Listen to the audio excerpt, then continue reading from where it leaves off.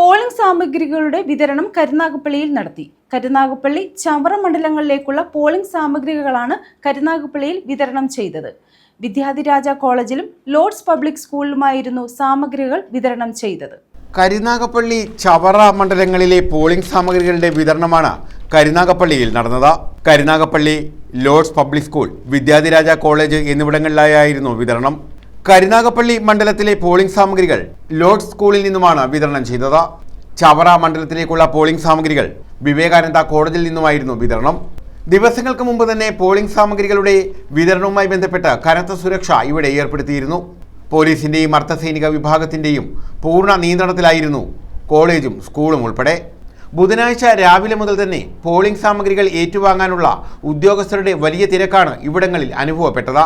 തെരഞ്ഞെടുപ്പ് കമ്മീഷൻ നിശ്ചയിച്ചിട്ടുള്ള എല്ലാ വസ്തുവകകളും വോട്ടെണ്ണലിന് ആവശ്യമായ എല്ലാ സാമഗ്രികളും കൃത്യമായി എണ്ണി അടയാളപ്പെടുത്തിയാണ് ഉദ്യോഗസ്ഥർക്ക് നൽകിയത്.